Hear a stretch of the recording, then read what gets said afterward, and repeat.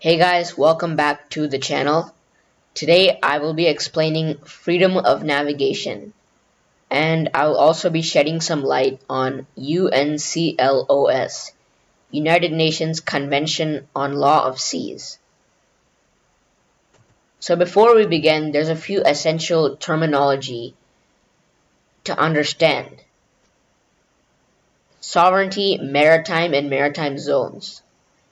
So maritime essentially means anything related to the sea. So any ocean issues would be under maritime law. And maritime zones, we'll be looking into that later, is different zones defined by the UNCLOS on usage of international waters. And sovereignty, we'll be looking at that right now. Sovereignty is the supreme authority within a defined territory. Every state has its own sovereignty with defined borders. And sovereignty covers three domains: land, air, and sea. So sovereignty is essentially decision-making power around a specified jurisdiction. So to illustrate this, let's look at India's sovereignty. In our land domain, we have a land area of 3.28 million square kilometers. So all decision-making within India would take place in this defined sovereignty, which includes our land domain, air domain, and sea domain.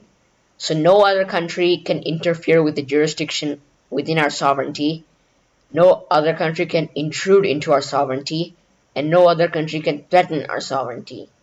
So the land domain also includes the coastline, which is 7,516.6 kilometers long, and it covers the entire perimeter of India.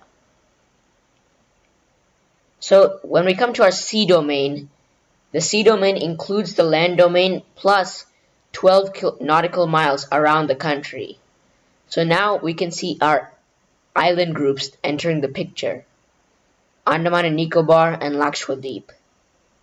These two island groups are within the boundary of 12 nautical miles, so they would also come under our sovereignty, except they're part of the sea domain, and these states and provinces, they're part of our land domain. So the sea domain includes three maritime zones, which are three ocean zones, if you will, which are territorial waters, contiguous zone, and exclusive economic zone. So now let's look at each of these zones in depth. So the territorial sea extends 12 nautical miles past the coastline point.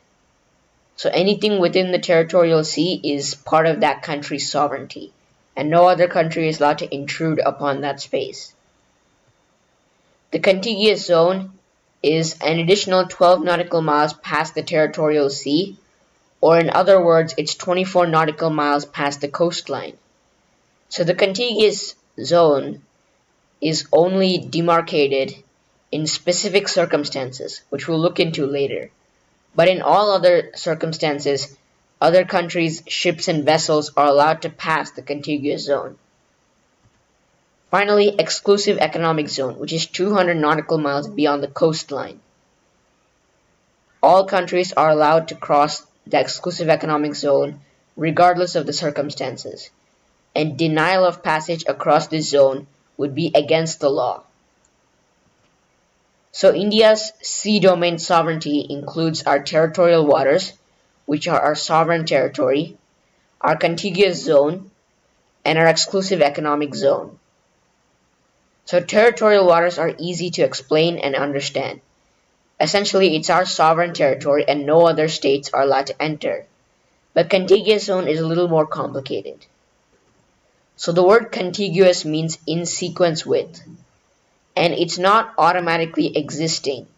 All countries are allowed to pass the contiguous zone, and it's only set up in the case of infringement of international maritime laws.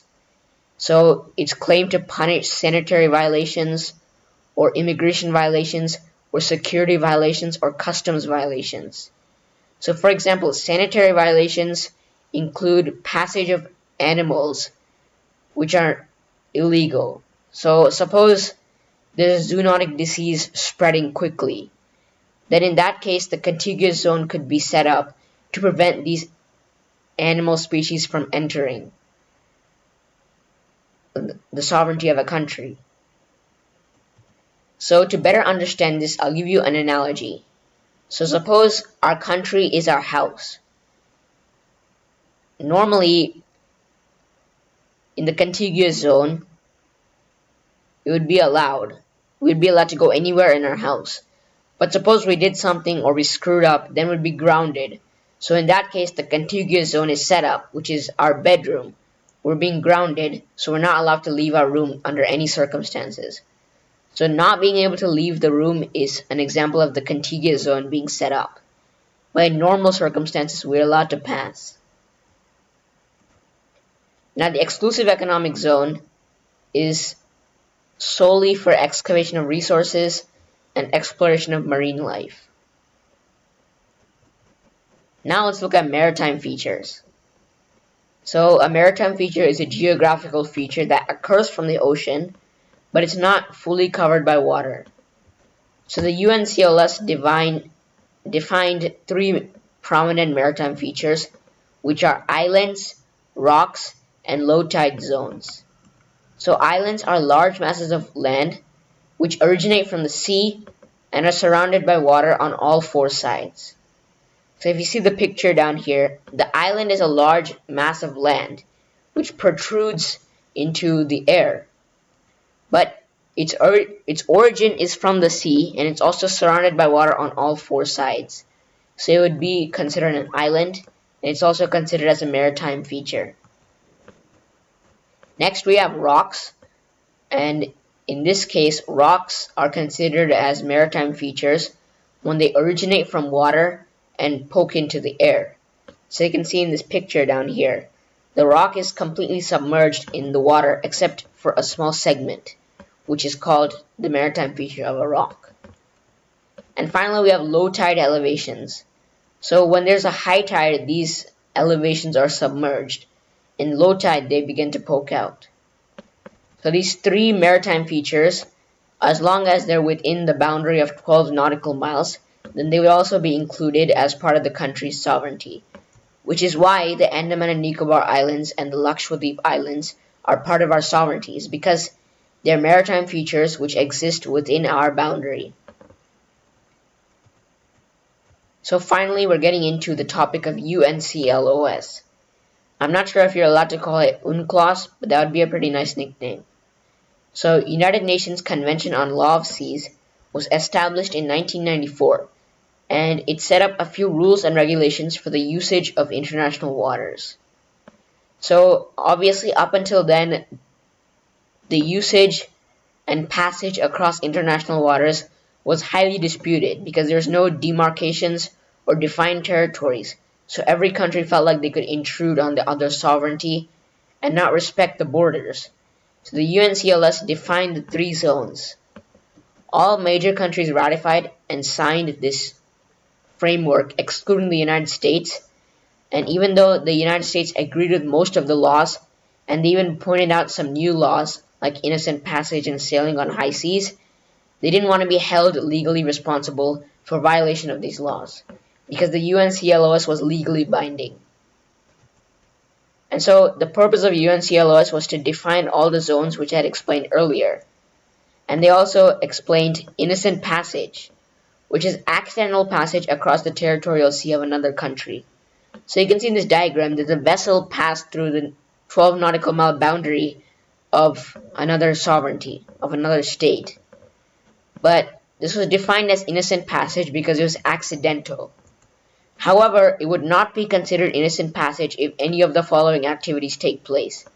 So you're not allowed to fish, pollute, conduct military exercises, or surveillance activity within the territorial seas. If you conduct any of these activities, then it would not be considered innocent passage, which makes sense because you can't just go into some other person's sovereignty and start fishing and polluting. It's not legal. So that's innocent passage. And then there's sailing on high seas. So the exclusive economic zone and contiguous zone would be what's considered as international waters. So passage across international waters is known as sailing on high seas. which you can see in the diagram below.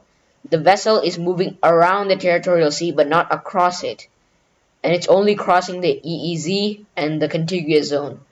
So this would be completely legal and in line with the UNCLOS. So finally, you think that I've clickbaited you because the whole video should have been about freedom of navigation, but I haven't even mentioned the word until now. But rest assured that that's not the case. The reason that I explained all of these terms before is because freedom of navigation is a simple definition which couldn't be understood comprehensively without having a greater understanding of what's behind the picture or what's being explained in that definition.